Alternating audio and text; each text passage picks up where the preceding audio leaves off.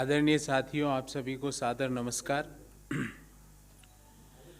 आज की प्रेस वार्ता भारत सरकार की जो ईयर एंड सेल चल रही है और उस ईयर एंड सेल में एक प्रॉफिटेबल कंपनी को निपटा दिया गया है, जो प्रॉफिट कमा रही है, जो स्ट्रेटेजिक इम्पोर्टेंस की है और ऐसे व्यक्ति को दी है। मैं आपके सामने उसकी डिटेल्स रखूंगा, तो जब तक आप कागज़ नहीं देखेंगे आप विश्वास नहीं करेंगे मेरी बात का, ये भी मैं कह सकता हूँ, और सारे कागज़ आपके सामने रखूंगा। कंपनी का नाम है CEL, central electronics limited. Company का हेडक्वार्टर, कंपनी की फैक्ट्री साहिबाबाद, गाजियाबाद के पास साहिबाबाद में ये कंपनी का हेडक्वार्टर है। कंपनी की 1974 में इनकॉर्पोरेट होती है, 1974 में ये कंपनी का इनकॉर्पोरेशन होता है और ये कंपनी भारत सरकार के ministry of science and technology के अंतर्गत 100% इसकी होल्डिंग भारत सरकार के पास है। कोई प्राइवेट एंटिटी के पास इस कंपनी का एक भी शेयर नहीं है। इस कंपनी को आज से 30 दिन पहले 29 नवंबर को, एग्जैक्ट डेट भी मैच हो रही है, 29 नवंबर को इस टोटल 100% इक्विटी को 210 करोड़ में दे दिया गया। मतलब पूरी कंपनी 210 करोड़ में किसके हवाले करी वो बताऊंगा आपको, पर 210 करोड़ रुपए में पूरी कंपनी जो प्रॉफिट कमा रही है, जिसके आगे 5 साल तक प्रॉफिट कमाने की फोरकास्ट है, जिसकी ऑर्डर बुक 1600 करोड़ रुपए की है, उसको कितने में दे दी गई? 210 करोड़ में। ध्यान रहे साथियों, इस कंपनी की रिजर्व प्राइस सरकार ने निश्चित करी 194 करोड़। ये प्राइसेस ध्यान रखना, 210, 194। अब आते हैं, इस कंपनी के पास टोटल जमीन है, और ये मैं कंपनी का जो बिड डॉक्यूमेंट है उससे ही लाया हूं। कंपनी के पास टोटल जमीन है 2,02,018 square metre. 2,02,018 square metre total जमीन है, और ये यूपी सरकार की सर्किल रेट आपके सामने रख रहा हूं। सिर्फ अभी जमीन की बात करूंगा। यूपी सरकार की ये सर्किल रेट का नोटिफिकेशन है, UP state industrial development corporation. उसमें कहा गया कि सर्किल रेट है 21,803 प्रति वर्ग मीटर, 21,803 पर स्क्वायर मीटर।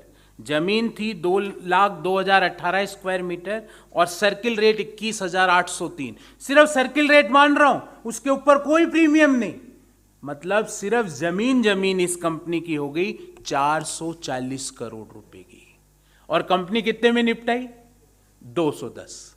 मतलब अभी तक मैंने इसका know how, patent, building, plant and equipment और सर्किल रेट से ऊपर 50%, 100% प्रीमियम कुछ नहीं जोड़ा।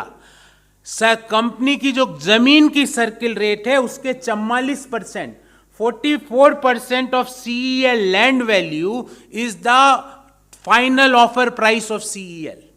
जो सर्किल रेट थी उसकी 44% जो उसकी लैंड वैल्यू है, उसमें उस कंपनी को आपने दे दिया एक ऐसे व्यक्ति को, और उस व्यक्ति और उस कंपनी की डिटेल आगे लाऊंगा। इस कंपनी की जो फोरकास्ट हैं वो मैं आपको फोरकास्ट दिखाना चाहूंगा। ये इस कंपनी के फोरकास्ट हैं। ये इस अभी मौजूदा समय में इस कंपनी के पास पेंडिंग ऑर्डर है 1592 करोड़ के, 1592 करोड़ के पेंडिंग ऑर्डर है अभी राइट नाउ, क्योंकि ये कंपनी स्ट्रेटेजिक इंपॉर्टेंस की चीजें बनाती है। डिफेंस में जो डायनेमाइट में जो वो प्लग लगता है वो ये कंपनी बनाती है। ये कंपनी भारत सरकार के डिफेंस सेक्टर को सप्लाई करती है, उनकी नो हाउ को सप्लाई करती है, उनके लिए नए नए पेटेंट्स करवाती है, उनके लिए नए नए डिस्कवरीज करती है।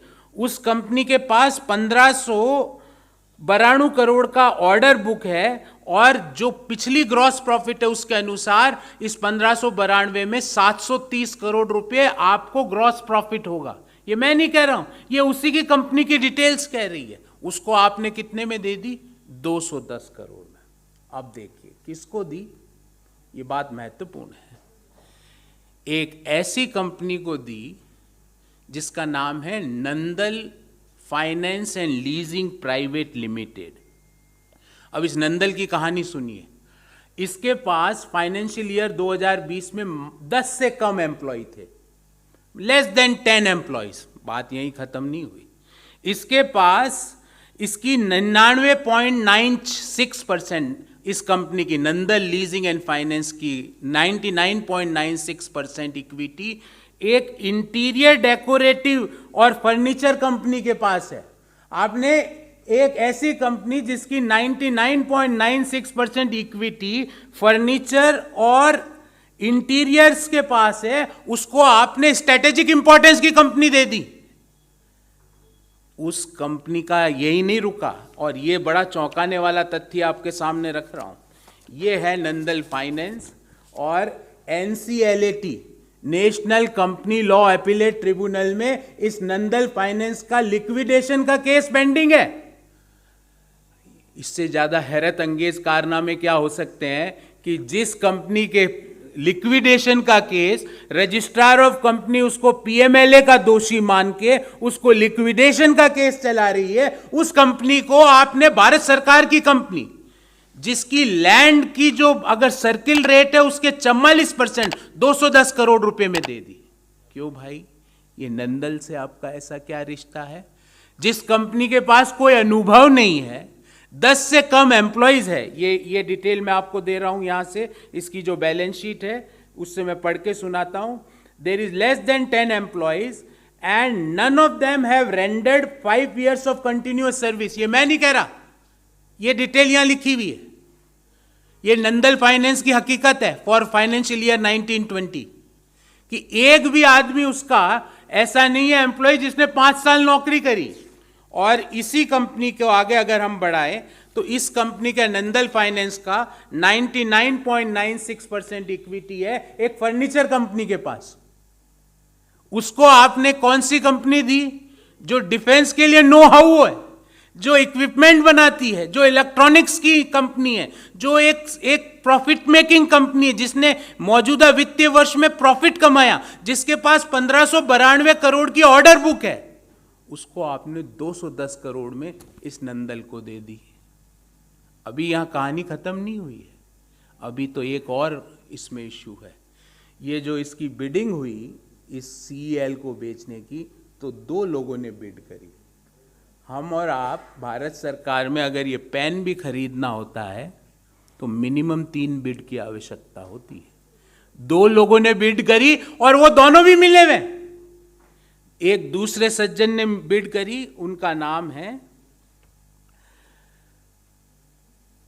जो दूसरी जो बिडिंग हुई उसका नाम है मैसर्स JPM इंडस्ट्रीज। और अब देखिए नंदल और JPM कैसे मिले हुए हैं, ये डाटा लेके आया हूं। जो नंदल की जो पेरेंट कंपनी है उसमें और JPM की जो पेरेंट कंपनी है उसमें डायरेक्टर कॉमन है। ये सारा मिनिस्ट्री ऑफ कॉर्पोरेट अफेयर्स से सारा डाटा आपको दे रहा हूं। डायरेक्टर कॉमन है इनके, कॉमन डायरेक्टर है इनके। जो 2 जनों ने बिड करी, दोनों की जो पेरेंट कंपनी उसमें डायरेक्टर कॉमन, 44% सर्कल रेट की सिर्फ लैंड की वैल्यू, उसमें आपने 100% इक्विटी उसकी दे दी। हम पूछना चाहते हैं 5 सवाल। Number 1, that what is the strategic road map for selling profit making company and why government of India is in a mood to sell the profit making enterprises? क्यों स्ट्रेटेजिक और प्रॉफिट मेकिंग कंपनियों को आप क्यों बेचना चाहते हो? हमारा दूसरा सवाल है कि जब कोई नेशनल इंटरेस्ट में कोई कंपनी काम कर रही है, क्योंकि CEL क्या बनाती है, मैं आपको थोड़ा सा विवरण देना चाहता हूं। CEL बनाती है इंडिजीनियस टेक्नोलॉजीज। इंडिजीनियस टेक्नोलॉजी का मतलब हमारी स्वयं की यूज करने वाली टेक्नोलॉजी।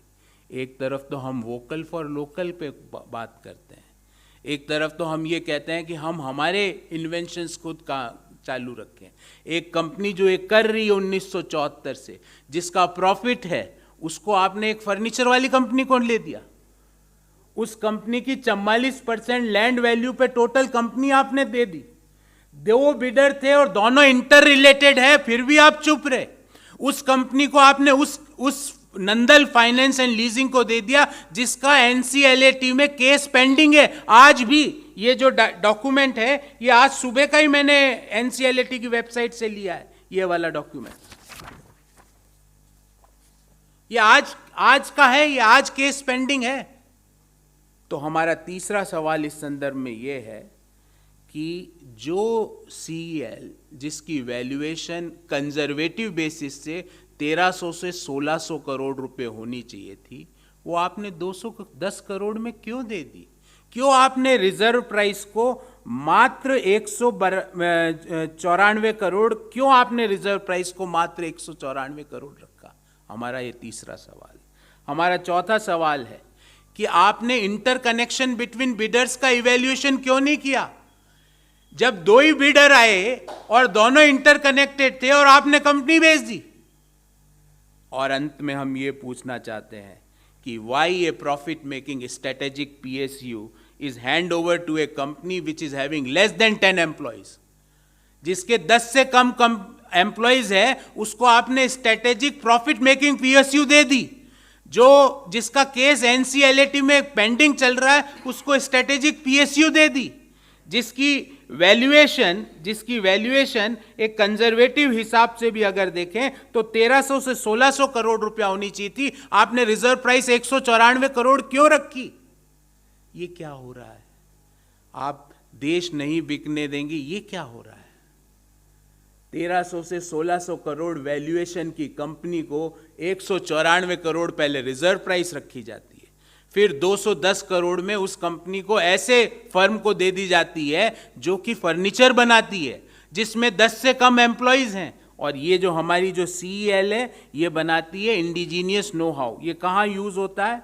सैटेलाइट सिस्टम में, bullet proof material for body armours में, नाइट विजन डिवाइसेज में, ऑर्डिनेंस फैक्ट्री के लिए हीट 55 डायनामेट बनाने के लिए, ये सारे वहां पे सप्लाई करते हैं। उस कंपनी को आपने किसको दे दिया?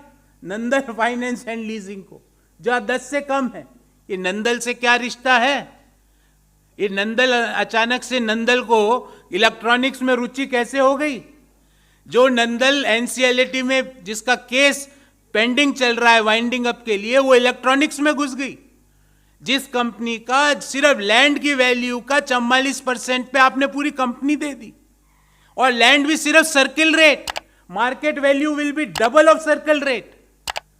तो हमारे ये 5 प्रश्न हैं कि स्ट्रेटेजिक आपका प्रॉफिट मेकिंग पीएसयूज को क्यों बेचना चाहते हो?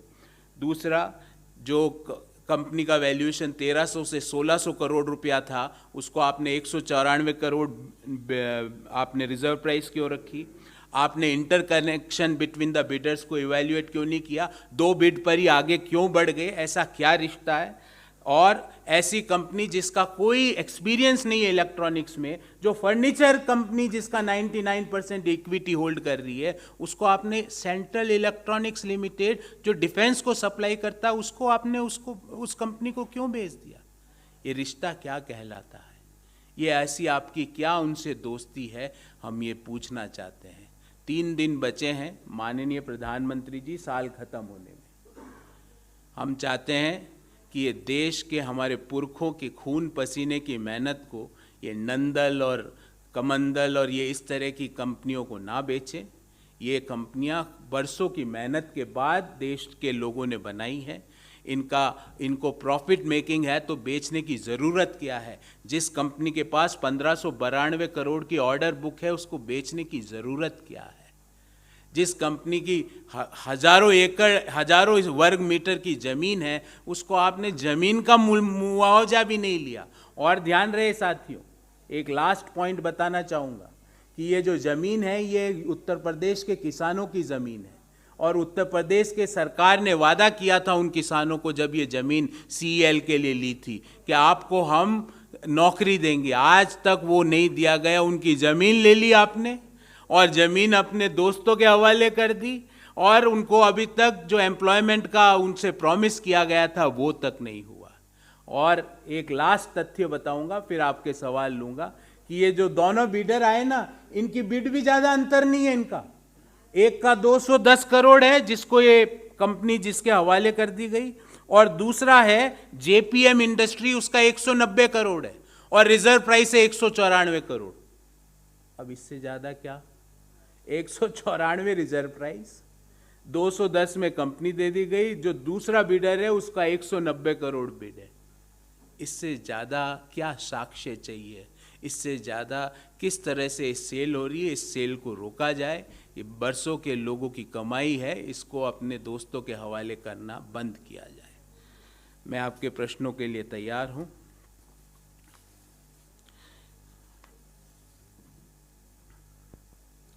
आप चाहेंगे कि मैं इसको थोड़ा सा ब्रीफली अंग्रेजी में भी करूं, या is it okay? Would you like to have? I will be sharing the press release in English. So, so I am open for questions. If no, then any other question if you have, I would like to answer.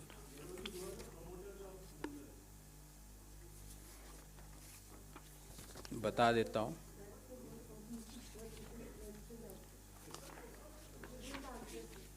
मैं एक एक का बताता हूँ।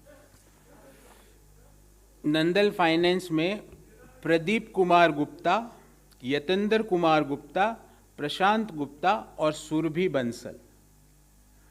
ये Nandal finance का जब आप और इन डेप्थ करेंगे तो इनकी यहाँ नोएडा गाजियाबाद में एक यूनिवर्सिटी भी है, ऐसा मुझे बताया गया इन्हीं लोगों की। और नाम आप देख लीजिएगा, मैं नहीं बताना चाहता, मुझे पता है, पर उस यूनिवर्सिटी का और भाजपा का संबंध आपको सब दुनिया जानती है उस एरिया में। यूनिवर्सिटी का नाम है शारदा यूनिवर्सिटी।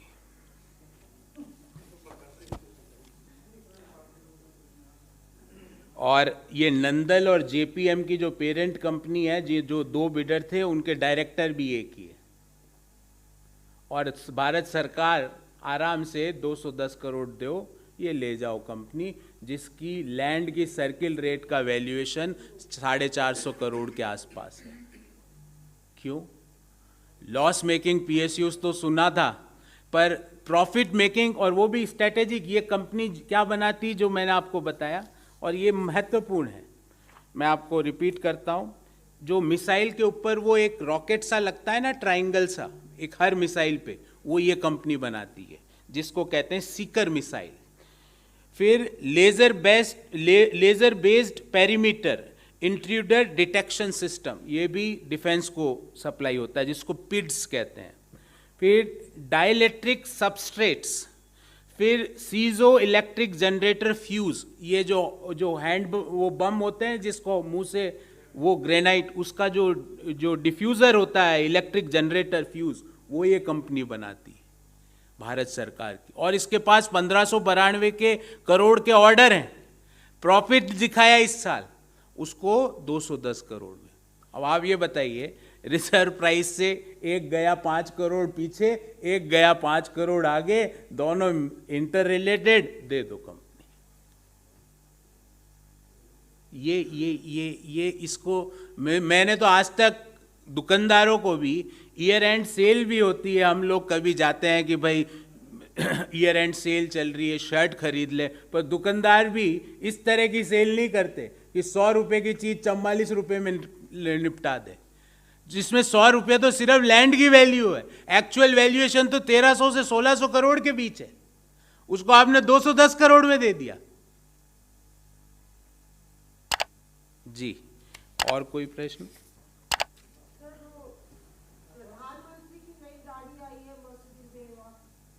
जी, तो उसको लेके ये चर्चा हो रही है, क्योंकि ये एसपीजी का कॉल होता है, प्रोटेक्टी को कौन सी गाड़ी देनी है, और ऐसे ऐसे ऐसे आरोप लग रहे हैं कि सोनिया गांधी ने जबकि प्रधानमंत्री की गाड़ी का इस्तेमाल किया, रेंज रोवर का, अपने कार्यकाल में, यूपीए के कार्यकाल मैडम, फकीर साहब से हमारे कुछ सवाल है।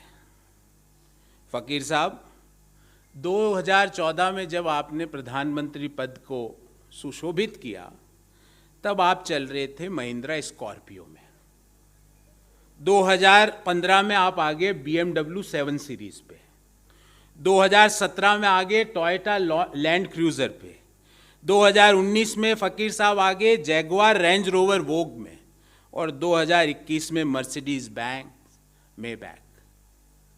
ये हमने तो सुना था कि भारत के प्रधानमंत्री, ऐसे ऐसे उदाहरण हम पढ़ते थे कि भारत के ऐसे ऐसे प्रधानमंत्री हुए जिन्होंने देश के लोगों की ज़्यादा चिंता करी, अपने लिए 7 साल में 5 गाड़ियाँ नहीं बदली किसी ने। मैंने तो नहीं सुना कि भारत के किसी प्रधानमंत्री ने 7 साल में 5 गाड़ियाँ बदली। आप तो प्रधानमंत्री जी बोल रहे थे मेक इन इंडिया, आप तो महिंद्रा के बाद कोई इंडिया की गाड़ी में चढ़े ही नहीं प्रधानमंत्री जी। आपको भारत की गाड़ियों से इतनी क्या इरिटेशन है? और अगर ऐसे फकीर जो 7 साल में 5 गाड़ियां बदलते हो, तो मैं आज और इस नए साल में भगवान से प्रार्थना करूंगा कि भगवान हिंदुस्तान के हर व्यक्ति को फकीर बना दे, ताकि 7 साल में 5 इंपोर्टेड गाड़ियां बदली जाएं, हवाई जहाज 8,000 करोड़ का ले लिया जाए, 2,000 करोड़ का मकान दफ्तर बना दिया जाए। पिछले 2 साल में या तो हम लोगों की नौकरियां गई है या हमारी सैलरी कम हो गई है, उद्योग धंधों के प्रॉफिट कम हो गए हों, पर प्रधानमंत्री जी अपनी गाड़ियों को बदलने में, उनकी रफ्तार में कोई कमी नहीं हुई है। प्रधानमंत्री जी 7 साल में 5 गाड़ियां, मुझे नहीं लगता अमेरिका के राष्ट्रपति ने भी इतनी ताकत है कि वो 7 साल में 5 गाड़ियां बदल ले। और वोकल फॉर लोकल, वो कहां गए? आत्मनिर्भर, मेक इन इंडिया, एक भी हिंदुस्तानी भी गाड़ी नहीं। सारी शुरुआत हुई थी स्कॉर्पियो से, उसके बाद प्रधानमंत्री जी ने मुड़ के हिंदुस्तान की गाड़ी को नहीं देखा, वो चलते ही रहे, अपलिफ्ट होते ही रहे। 20 करोड़ की मर्सिडीज मेबैक। अरे 20 लोगों के पास रोटी खाने के पैसे नहीं है, प्रधानमंत्री जी 8,000 करोड़ का हवाई जहाज, 20 करोड़ की गाड़ी, 2,000 करोड़ का मकान व दफ्तर इंडिया गेट के पास। भैया, मैं आप सब लोगों को कहता हूं, और मैं तो अपने आप को भगवान से प्रार्थना करता हूं, मुझे ऐसा फकीर बना दो भाई। मैं तो नहीं बदल पा रहा, मैं तो मोटर बाइक से गाड़ी लेने में मेरे को बैंक लोन लेना पड़ा। पर यह बढ़िया है सिस्टम कि देश के लोगों का पैसे का आप लेते जाओ, और सवाल पूछे तो आप चिर परिचित। प्रधानमंत्री जी और उनके ऑफिस के सभी लोगों को मैं कहता हूं, नए साल में एक रिजोल्यूशन लीजिए। वो रिजोल्यूशन ये लीजिए कि आपका जब भी आपसे सवाल पूछा जाता है, आप ये 3 शब्द को प्रयोग करना बंद कीजिए। सोनिया गांधी, राहुल गांधी, प्रियंका गांधी। सोनिया गांधी जी है क्या प्रधानमंत्री? उन्होंने खरीदी क्या 5 गाड़ियां 7 सालों में? उन्होंने 8,000 करोड़ के हवाई जहाज खरीदे क्या? उन्होंने 2,000 करोड़ का मकान बनवाया क्या इंडिया गेट के पास? उन्होंने मेबैक खरीदी क्या? वो तो हमेशा अपनी गाड़ियों से चली है। और आपसे जो ही आप असहज होते हो, लोग आपसे सवाल पूछते हैं कि भाई ये 7 साल में 5 गाड़ियां कैसे, तो आप अपने लोगों को, और जिनको आपकी भाषा में कहते हैं सोर्सेज, वो सोर्सेज आ जाते हैं अचानक से उल जलूल स्टेटमेंट्स देके। आप ये बताइए कि हमको फकीर कब बनाएंगे? सब फकीर बनना चाहते हैं, हिंदुस्तान के 140 करोड़ लोग फकीर बनना चाहते हैं। थैला लेके हम भी चले जाएंगे, हमें बैठा दो 5-7 साल में 5 गाड़ियों में। ये जो 5 गाड़ियां हैं उसको एज इट इज हमारा भी अपग्रेडेशन करो। सब हिंदुस्तान का हर व्यक्ति फकीर बनना चाहता है, आप बनाओ हमको फकीर। अगर मर्सिडीज मेबैक में चलना फकीरियत है तो हम फकीर बनना चाहते हैं। ये फकीर साहब के ये ऐसे कारनामे, 2,000 करोड़ का मकान, 20 करोड़ की गाड़ी और 8,000 करोड़ का हवाई जहाज, ये फकीरियत है? मुझे नहीं लगता ये फकीरियत है, ये कहीं से फकीरियत नहीं है। मैं तो बचपन में ये पढ़ता था कि लाल बहादुर शास्त्री जी 4-5 जोड़ी कपड़ों में पूरा प्रधानमंत्री का कार्यकाल उन्होंने निकाल लिया। मैं तो कपड़े भी 7 साल में 5 जोड़ी कपड़े खरीदने से पहले सोचना पड़ता है। पिछले 2 सालों से कोरोना के कारण हमारी तो बाइंग कैपेसिटी खत्म हो गई है। और ये मैं अकेले मेरी नहीं कह रहा हूं, देश की रिजर्व बैंक के आंकड़े कह रहे हैं कि कंज्यूमर सेंटीमेंट्स खराब है। हम हमारे शर्ट भी नहीं खरीद पा रहे, कपड़े जूते चप्पल भी नहीं खरीदने पा रहे, और यहाँ 20-20 करोड़ की गाड़ियां। सवाल पूछो तो बोले जाओ सोनिया गांधी। अरे 7 साल से आप हो प्रभु, 7 साल से आप हो, 5 गाड़ियां हमने नहीं बदली, आपने बदली। और मुझे तो समझ में नहीं आता कि BMW 7 सीरीज में क्या खराबी थी, क्या आप रेंज रोवर में आ गए? रेंज रोवर में क्या खराबी थी, क्या आप मर्सिडीज मेबैक में आ गए? समझ में नहीं आता। पर अब प्रभु है, फकीरियत है, कुछ भी हो सकता है। पर फकीरियत साहब और आपके कार्यालय के सारे लोग रेजोल्यूशन लीजिए। अब ये ट्रिक्स है ना, बहुत पुरानी हो गई, 7 साल हो गए। अब नई ट्रिक्स का या तो निर्माण कीजिए या सच का सामना कीजिए। ये ट्रिक्स के भाई उन्होंने ये कर लिया और उन्होंने ये कर लिया। मैं चुनौती देता हूं प्रधानमंत्री जी के कार्यालय को, जो ये सोर्स बेस्ड अपनी इंफॉर्मेशन अपने कुछ साथियों के साथ मिलके चलाते हैं। मैं चुनौती देता हूं, एक ऐसा उदाहरण प्रस्तुत कर दे जहां पे सोनिया गांधी जी ने कोई इस तरह की गाड़ियों को चेंज किया हो, जैसा कि वो कह रहे हैं अपने सोर्स बेस्ड इंफॉर्मेशन में। चुनौती देता हूं। और अगर आपको चुनौती स्वीकार नहीं है, अगर आप इसका जवाब नहीं दे सकते, तो माफी मांगिए और ये बताइए कि ये 7 साल में 5 गाड़ियां क्यों, किसके पैसों से? ये तो पैसा तो हमारा ही है ना, करदाताओं का ही है ना। हम जो पेट्रोल डीजल भराते हैं ना, उसका पैसा मर्सिडीज खरीदने में चले जाता है। खूब पेट्रोल भराओ, मर्सिडीज में बैक आएगी। खूब पेट्रोल हमने पिछले साल भराया तो रेंज रोवर आ गई, उससे 2 साल पहले बढ़ाया तो BMW आ गई। तो ये फकीरियत नहीं है।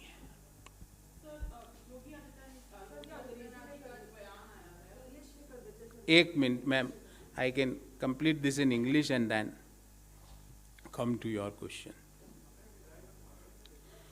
In last 7 years, Honorable Prime Minister, who himself called himself as Fakir, had changed 5 vehicles. And I start. Please understand the chronology. 2014, Mahindra Scorpio. 2015, BMW 7 Series. 2017, Toyota Land Cruiser. 2019, Jaguar Range Rover Vogue. 2021, Mercedes-Benz Maybach. I am asking Honorable Prime Minister Fakir Saab that can you name any head of the state of any country of the world who had changed 7 vehicles in 5 years? And if changing 5 vehicles in 7 years is fakiriyat, then every citizen of our country wants to be fakir. We all wants to be fakir, because if fakiriyat is buying 8,000 crore rupees plane, buying 20 crore rupees car, changing car every alternate year, making 2,000 crore rupees of house and office, if this is fakiriyat, we wish that every citizen of our country should be fakir. So he should answer that why in 7 years 5 vehicles had been changed. Why during the corona, when people are dying out of hunger, when our hunger index ranking is with the countries like Somalia, Afghanistan, when we are standing in hunger index there, in that years, why you are changing the cars? Why you are buying the aeroplanes? Why you are constructing Modi Mahals for you? That is the question which every citizen of our country would like to have an answer. Yes, ma'am.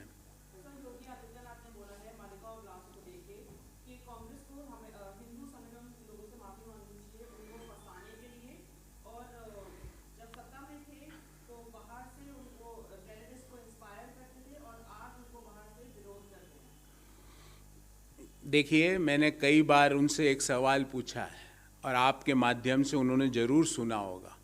आज पुनः पूछता हूँ, 4 साल 10 महीने में एक ऐसी scheme बताइए, भले ही वो युवाओं के लिए हो, भले ही वो महिलाओं के लिए हो, भले ही वो उद्योगों के लिए हो, जो आपने कंसीव की हो और आपने इम्प्लीमेंट कर दी हो। एक, can he name any one scheme of Uttar Pradesh? Politics of polarization era is gone. The youth of Uttar Pradesh is looking for jobs. The girls of Uttar Pradesh is looking for their development. The ladies of Uttar Pradesh is looking for how they can cope up with the male members of the society and how they can move ahead. And Congress party is working on the politics of performance, not politics of polarization. तुष्टीकरण की राजनीति का समय खत्म हो चुका है. आप ये बताइए, उत्तर प्रदेश में आपने कितने लोगों को रोजगार दिया, कितने महिलाओं के आत्मसम्मान की रक्षा की. योगी जी, आप तो वो लोग थे कि जब हाथरस में महिला बच्ची के साथ दुष्कर्म हुआ तो आप दुष्कर्म करने वालों के साथ खड़े थे. जब उन्नाव की बेटी के साथ दुष्कर्म हुआ तो आपने और आपकी पूरी सरकार ने उस दोषी एमएलए को बचाने में पूरी ताकत लगा दी. जब सोनभद्र, इटावा, आगरा में दुष्कर्म हुआ तो आप उन लोगों के साथ नहीं खड़े थे जो पीड़ित थे, आप उन लोगों के साथ खड़े थे जो दोषी थे. जब किसानों को लखीमपुर में कुचला गया तो आप किसानों के साथ नहीं खड़े थे. आप आज भी till date you are trying to save your MOS home. आप आज भी अपने गृह राज्य मंत्री को बचाने का प्रयास कर रहे हो. तो honourable chief minister, you are there as a head of the governance of the state. Can you answer this?